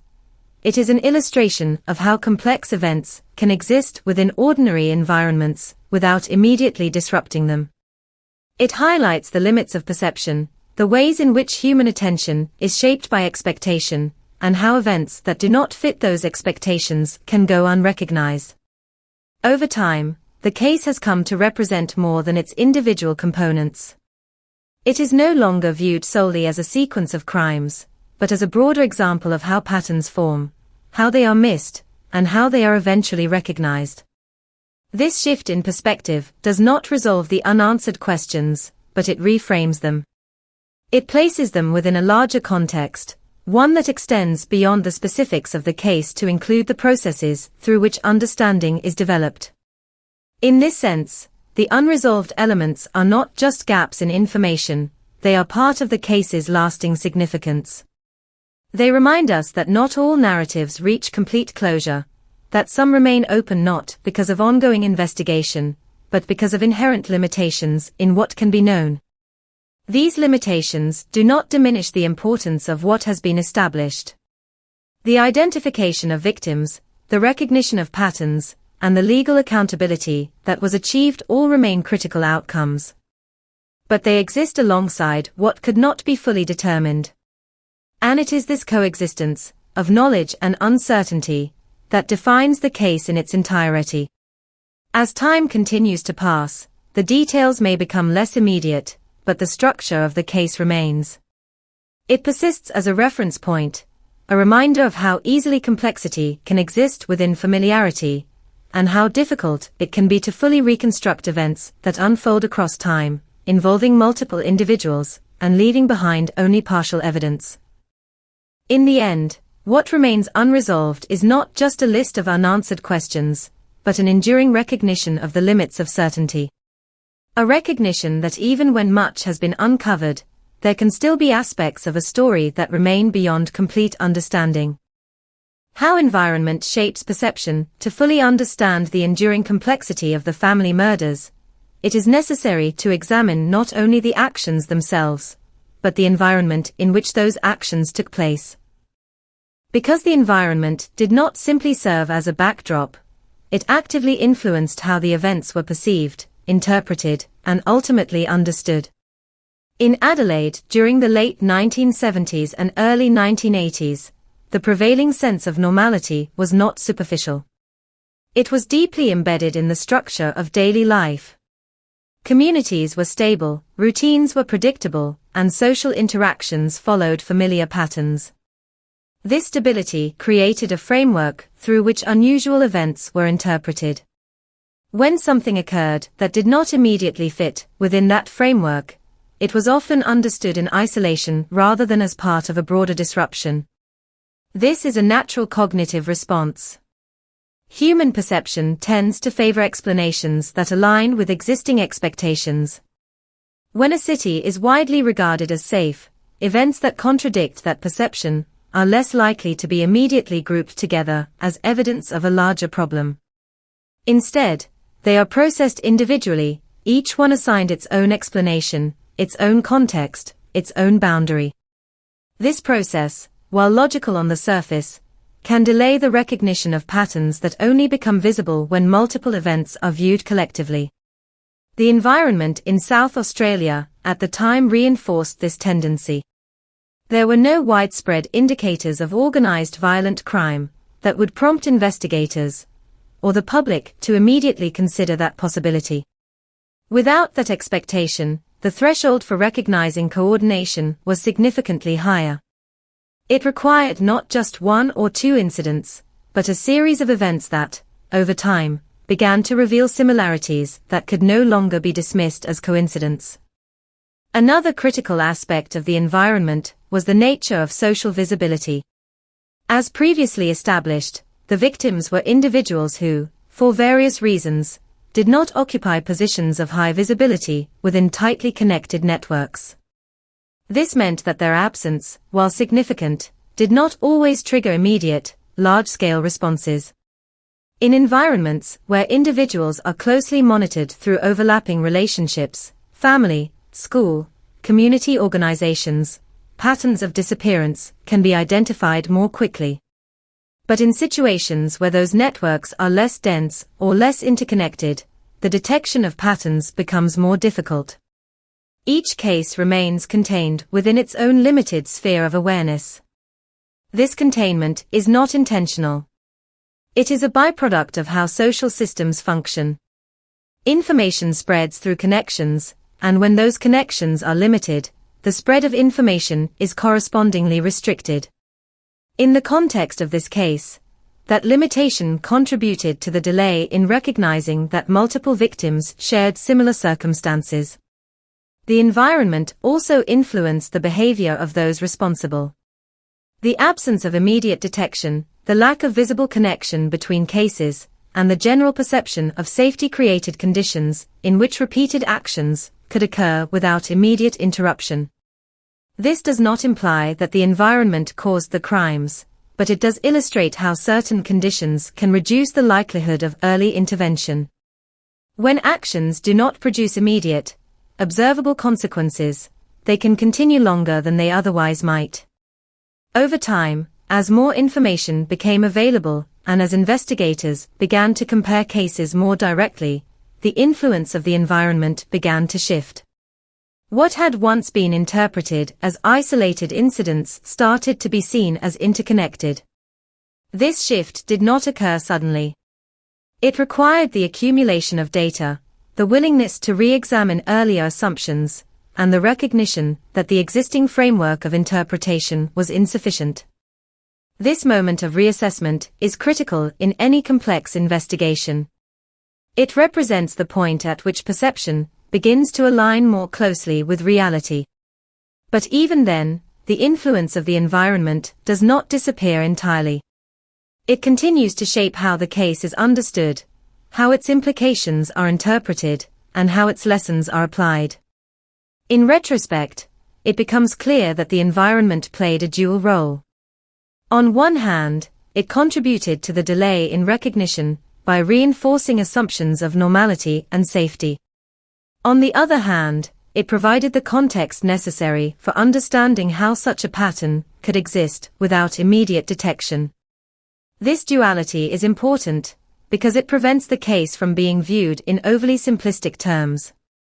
It is not merely a story of actions and consequences, but a story of perception and interpretation. A story of how expectations influence awareness, and how awareness, in turn, shapes response. Ultimately, examining the environment reveals that the case was not hidden in the traditional sense. It was not concealed by extraordinary measures or complex deception. Instead, it existed within the ordinary, moving through familiar spaces and routines without immediately disrupting them. And it is this aspect, the ability of something significant to exist within what appears to be normal, that gives the case its enduring complexity. It challenges the assumption that danger is always visible, always obvious, always separate from the everyday. And in doing so, it reshapes how that everyday is understood. When separate stories become one for a long time, what defined the unfolding of the family murders was not what was known, but what was not yet connected. Each case existed independently, shaped by its own timeline, its own circumstances, and its own limited set of information. In South Australia, investigators approached each disappearance and each discovery as a distinct event, because there was no immediate reason to do otherwise. This is how most investigations begin, by focusing narrowly, by attempting to resolve individual cases before expanding outward. But in this instance, that approach, while logical, delayed a broader realization. Pattern recognition is not an instantaneous process. It does not occur the moment multiple events share similarities. Instead, it requires accumulation of data, of observations, of small consistencies that, on their own, do not carry enough weight to redefine understanding. It is only when those consistencies reach a certain threshold that they begin to challenge existing interpretations. In this case, that threshold was reached gradually. As more victims were identified, at least 5 confirmed, the similarities between them became increasingly difficult to dismiss. They were not identical, but they were consistent. Teenage boys. Individuals who could be approached in social environments. Individuals who disappeared under circumstances that did not immediately suggest force or visible conflict. These shared elements began to form a framework, a structure that could support a different kind of explanation. The shift from isolated cases to a connected pattern did not occur in a single moment of discovery. There was no piece of evidence that suddenly unified everything. Instead, it was a process of comparison. Investigators began to place cases side by side, examining not just what was unique about each one, but what was common across all of them. This comparative approach revealed something that had not been visible before: repetition. Repetition in victim profile. Repetition in method. Repetition in outcome. And repetition, in investigative terms, is significant. It suggests intention. It suggests structure. It suggests that the events are not random, but part of a deliberate sequence. This realization marked a turning point in how the case was understood. Once a pattern is recognized, the entire framework of an investigation changes. Questions shift from what happened here to how does this connect to what happened elsewhere. The focus expands. The search becomes not just about identifying a cause for a single event, but about understanding a system of actions that spans multiple events. In the context of this case, that shift led to the consideration of a group dynamic. The consistency of the method, combined with the duration of the incidents, suggested that more than one individual could be involved. This possibility introduced a new layer of complexity.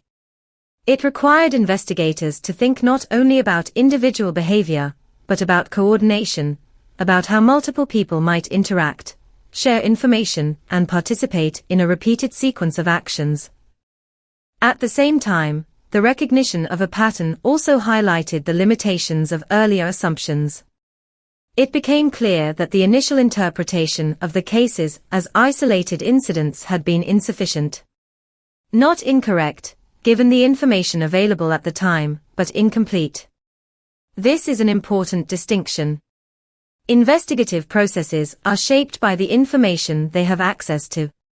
When that information is limited, conclusions are necessarily provisional. As more information becomes available, those conclusions must be re-evaluated. This re-evaluation is not a sign of failure, it is a fundamental part of the process. However, even after the pattern was recognized, challenges remained. Identifying a pattern does not automatically reveal its full structure. It provides direction, but not necessarily resolution. In this case, while the connections between victims and incidents became clearer, the identification of all individuals involved did not follow immediately. The pattern pointed toward coordination, but the evidence required to fully define that coordination was still incomplete. This created a situation where the case was understood in a general sense, but not in full detail. The existence of a pattern was no longer in question, but the specifics of that pattern, its full scope, its exact structure, its complete list of participants, remained partially obscured. This distinction between general understanding and detailed knowledge is critical. It shows that recognition is only one stage in the process of investigation. It is necessary, but not sufficient on its own. It must be followed by the gathering of evidence, the establishment of connections, and the construction of a complete narrative. In this case, that final stage was only partially achieved. Still, the recognition of the pattern changed everything. It transformed a series of disconnected stories into a single, more complex narrative. It provided a framework for interpreting past events and for guiding future investigation. And it ensured that what had once been seen as isolated would no longer be understood that way. In the end, pattern recognition did not solve the case entirely, but it made it visible. And visibility, even when incomplete, is the first step toward understanding. What could not be proven as the investigation into the family murders progressed, one reality became increasingly clear. Understanding what likely happened and proving what happened are not the same thing. In South Australia, investigators had reached a point where patterns were recognized, connections were suspected, and the possibility of a coordinated group had been seriously considered. But the transition from suspicion to proof required something more. Something that could withstand legal scrutiny. Something that could move beyond inference and into certainty. That requirement exposed the limits of the case. Evidence, by its nature, must be concrete. It must establish a direct link between individuals and actions. It must show not only that something occurred, but who was responsible, how it happened, and under what circumstances. In cases where events unfold over long periods of time, involve multiple participants, and leave behind fragmented traces, meeting that standard becomes exceptionally difficult. This is precisely what occurred here. Much of the available information pointed toward a structured pattern, but it did not always provide the level of detail necessary to fully reconstruct each incident.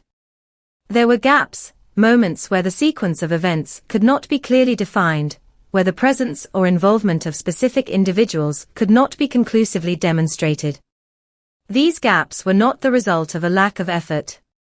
Investigators examined what they had, revisited earlier findings, and attempted to build connections wherever possible. But evidence cannot be created, it can only be discovered.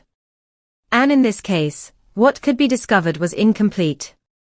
One of the most significant limitations was the absence of direct witnesses. No one was able to describe the full progression of the crimes from beginning to end. Without that perspective, the reconstruction of events relied on indirect indicators, patterns of behavior, similarities between cases, and the eventual discovery of victims. While these indicators are valuable, they do not always meet the threshold required for definitive legal conclusions. Another limitation was the dispersion of the evidence itself. The incidents did not occur in a single location, nor were the outcomes concentrated in one place. The bodies were found in different areas, at different times, often without immediate context linking them together. This dispersion made it difficult to establish continuity. Each piece of evidence had to be interpreted not only on its own, but in relation to others that were separated by time and space. Building a coherent narrative from such dispersed elements is inherently challenging, and it increases the likelihood that some connections will remain uncertain. The suspected involvement of multiple individuals introduced an additional layer of complexity. In cases involving a single offender, establishing responsibility, while still difficult, follows a more direct path. In cases involving a group, that path becomes more complicated. It requires determining not only whether individuals were involved, but how they were involved. What roles did they play?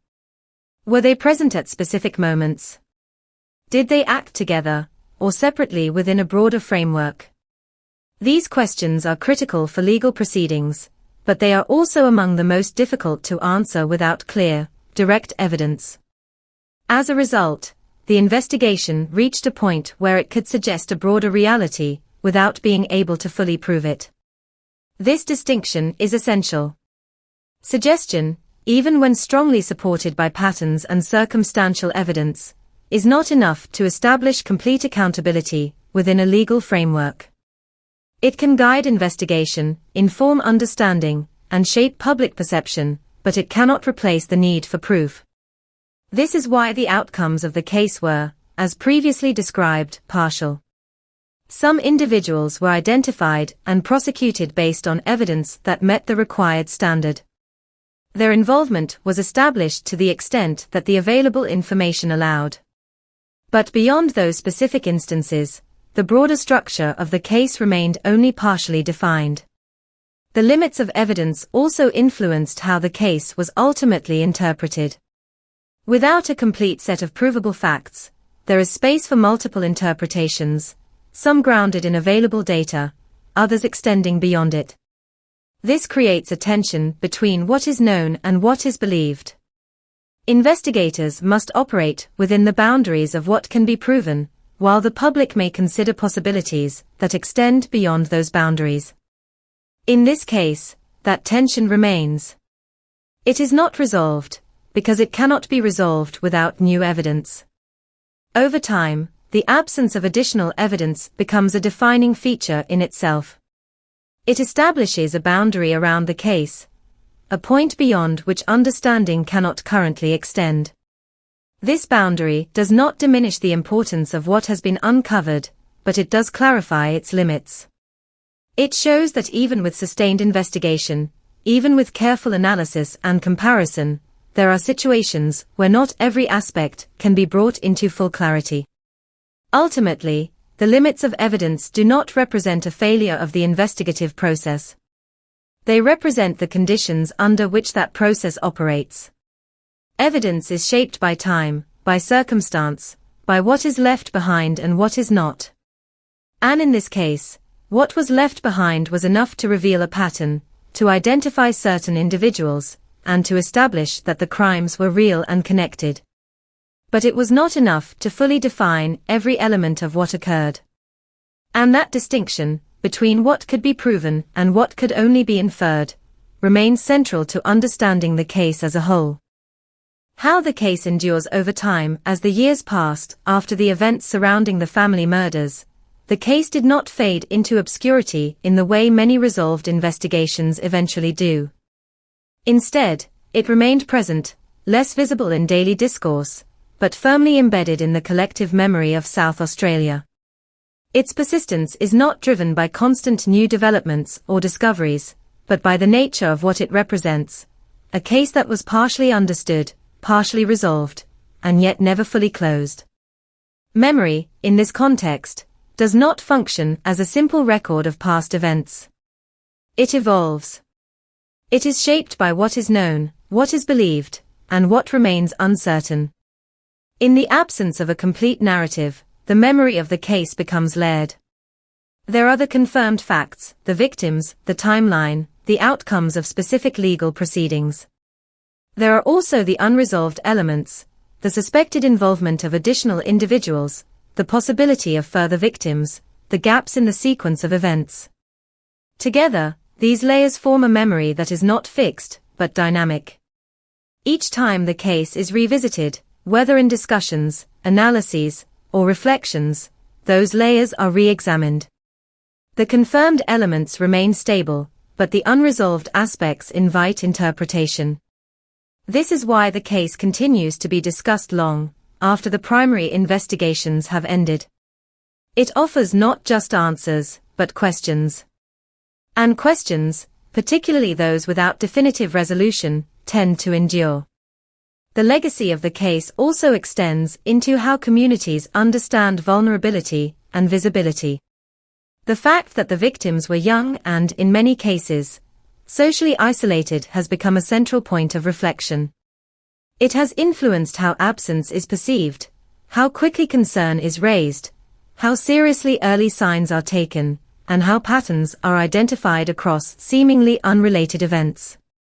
While no single case can redefine an entire system, it can contribute to a shift in awareness. In this instance, that shift involves recognizing that individuals who exist on the margins of social networks may require greater attention, not less. Another aspect of the case's legacy lies in its impact on investigative thinking.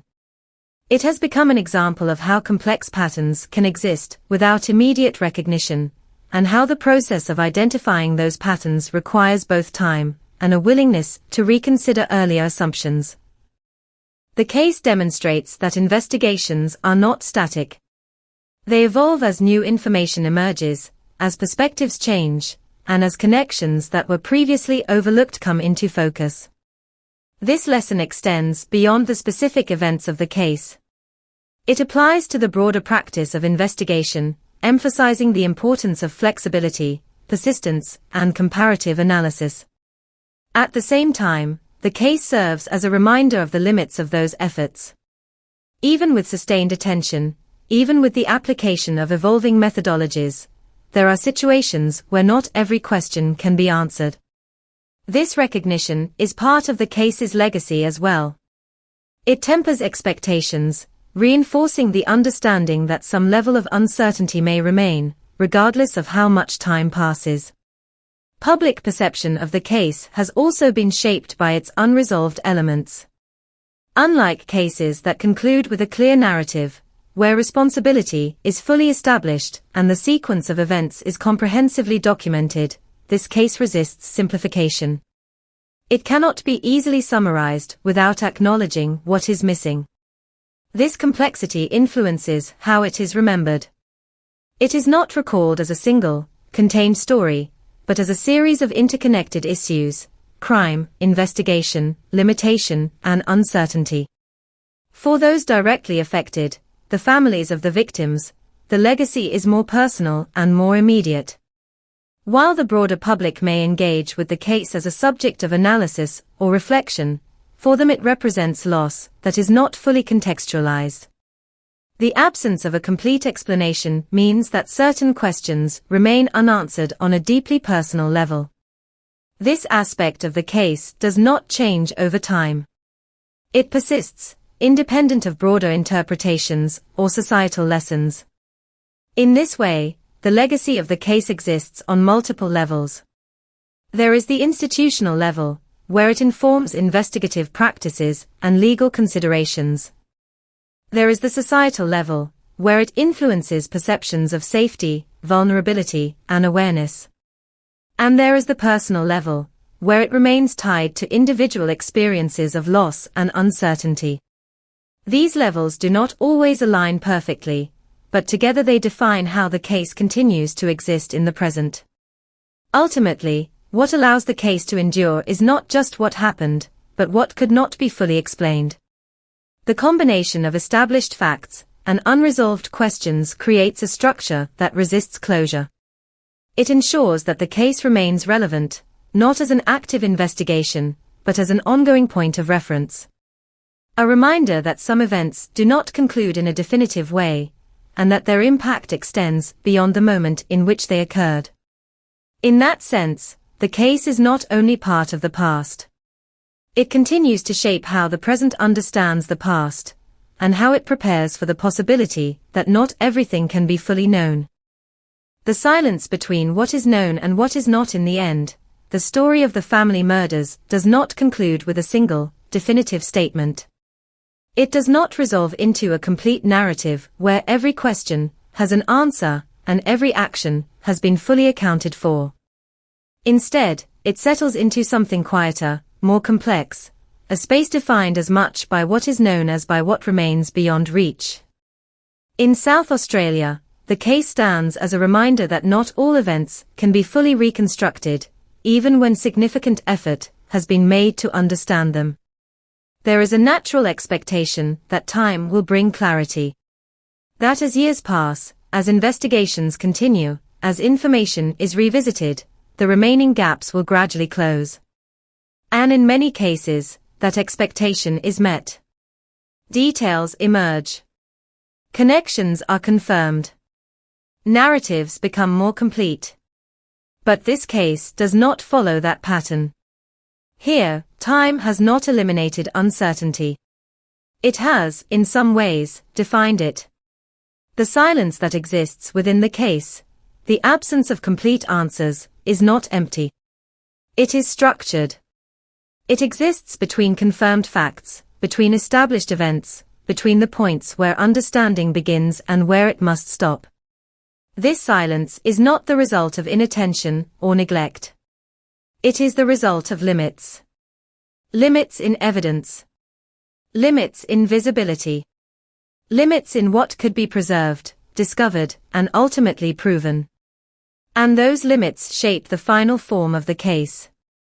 What remains, then, is not a singular story, but a layered one.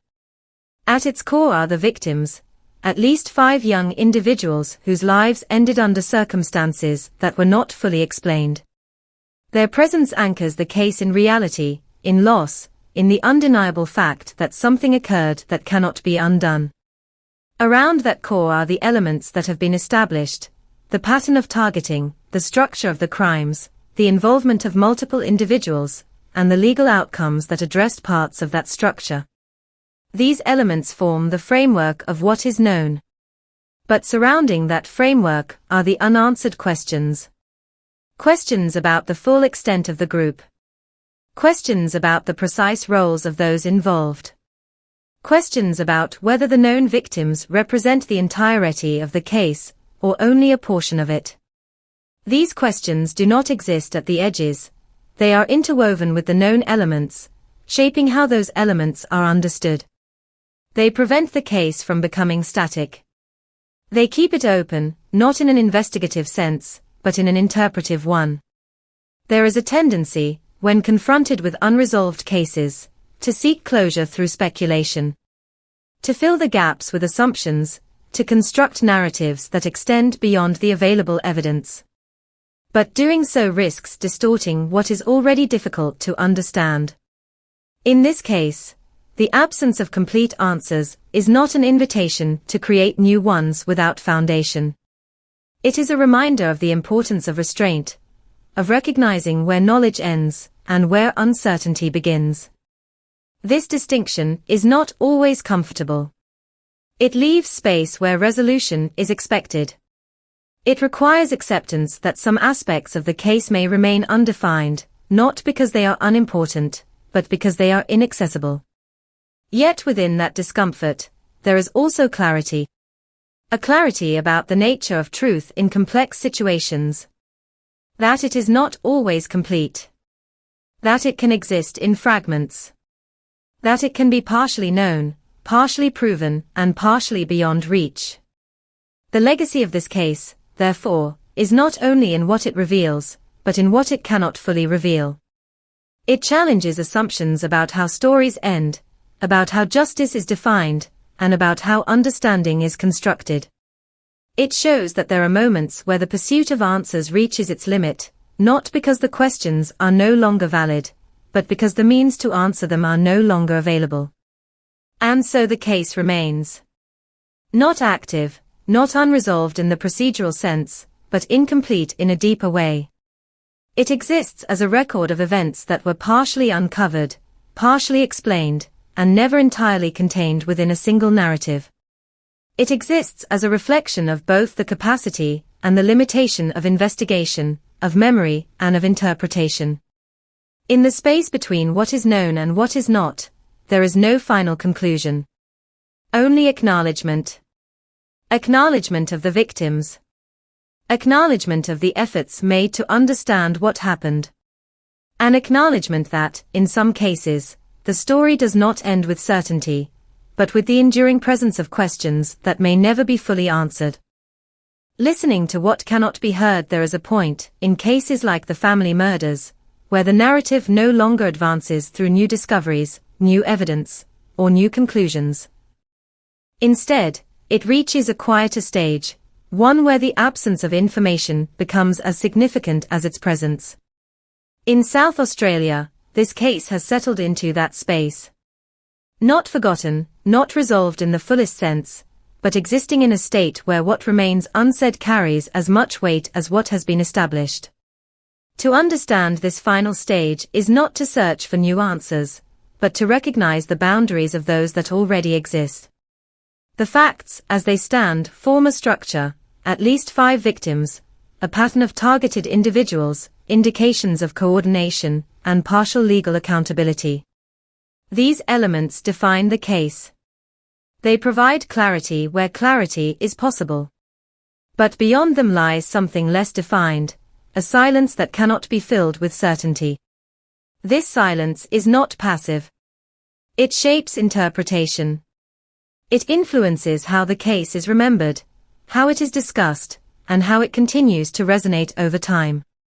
It is present in the unanswered questions about the full extent of those involved, about the possibility of additional victims, about the exact sequence of events that cannot be reconstructed in full detail. These are not minor gaps. They are central to the nature of the case. And yet, they do not diminish the importance of what is known. Instead, they exist alongside it, creating a dual reality, one that is grounded in evidence, and one that remains beyond it.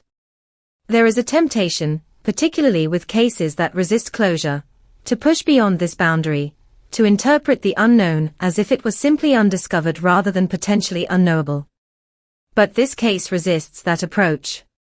It does not offer enough to support a complete reconstruction, and it does not allow for speculation without risking distortion. What it requires instead is a different kind of attention. Not the attention that seeks to resolve, but the attention that seeks to understand the limits of resolution itself.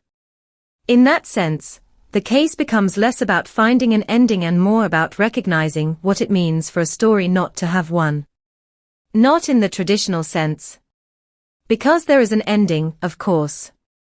The events stopped. The investigations concluded as far as they could. Legal outcomes were reached where evidence allowed. But the narrative, the full, coherent account that explains everything, does not exist. And perhaps never will.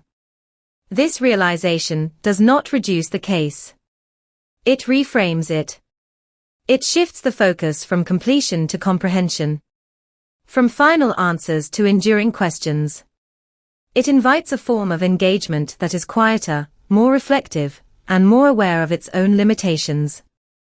For those who revisit the case, who study it, who attempt to understand it, this becomes the final task, not to solve what remains unsolved, but to listen to what cannot be fully articulated. To recognize the presence of absence. To understand that some aspects of reality, particularly those shaped by time, fragmentation, and incomplete evidence, do not resolve into clear narratives. They remain as they are, partial, complex, and open. And in that openness, there is a kind of truth. Not a complete one, not a definitive one, but a truthful acknowledgement of what is known and what is not. A recognition that both are part of the same story. As this account comes to a close, there is no final revelation to offer. No hidden detail that changes everything. Only the structure that has been outlined, a series of events, a pattern identified, a response that was real but limited, and a set of questions that remain. This is the case as it exists. Not simplified, not resolved beyond what evidence allows, but presented as it is, both complete in its facts and incomplete in its totality. And perhaps that is the final point to consider. That understanding does not always come from having all the answers. Sometimes, it comes from recognizing why those answers cannot be fully obtained, and what that absence reveals about the nature of truth itself. A story without a final line. There are cases that end with a verdict, cases that close with a confession, and cases that resolve into a single, coherent narrative that leaves little room for doubt. But the family murders does not belong to that category. In South Australia, it remains something else entirely, a case that reached conclusions, but not a conclusion. A story that was investigated, prosecuted in part, and remembered, yet never fully completed. What defines this case, in the end, is not just what happened, but what could not be fully assembled into a single, definitive account. The structure exists, multiple victims, a repeated pattern, the strong indication of coordinated actions, and legal outcomes that confirmed aspects of that structure. These elements are real. They are established. They form the foundation of everything that is understood about the case. But a foundation is not the same as a finished structure.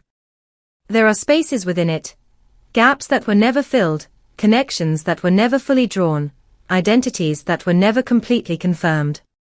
These spaces do not disappear with time. They remain, shaping the way the case is perceived long after the active investigation has ended. In many ways, this is what gives the case its enduring presence.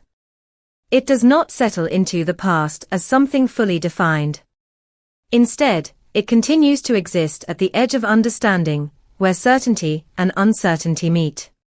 Each time it is revisited, the same duality appears.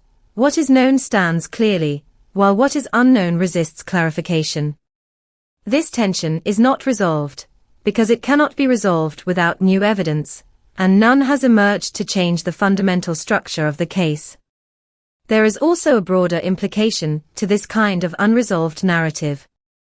It challenges the expectation that every event can be fully understood if enough time and effort are applied. It suggests that there are limits, not just practical limits, but inherent ones. Limits shaped by what was recorded, what was lost, what was never observed, and what cannot be reconstructed after the fact. These limits are not unique to this case, but here, they are particularly visible. They define the boundaries of knowledge, marking the point beyond which certainty cannot extend. For the community, for investigators, and for those who continue to reflect on the case, this creates a lasting impression. Not one of confusion, but of incompleteness. A recognition that something significant occurred, that parts of it were uncovered and addressed, but that the entirety of it remains just out of reach. This is not an easy conclusion to accept. It leaves open the possibility of additional truths that may never be known. It leaves questions that do not have answers, and perhaps never will. And yet, within that incompleteness, there is still meaning. The case has contributed to a broader understanding of how patterns can form and remain hidden, how vulnerability can intersect with opportunity, and how investigation, even when thorough, operates within limits. It has influenced awareness, shaped perception, and become a reference point for how complex cases are approached and understood. These are not small outcomes. They represent a form of impact that extends beyond resolution. In the end, this epilogue is not a conclusion in the traditional sense. It does not tie together every thread, or provide a final perspective that resolves all ambiguity. Instead, it acknowledges the structure as it stands, a case partially illuminated, partially obscured, and permanently situated between the two. It is a reminder that some stories do not end with clarity, but with recognition of what has been uncovered, and of what remains beyond reach. And perhaps that is where this story ultimately rests. Not in a final line that closes the narrative, but in an understanding that the narrative itself remains open. Not active, not unresolved in a procedural sense, but incomplete in a way that cannot be fully changed. A story without a final line, only the quiet persistence of everything that has been found, and everything that has not.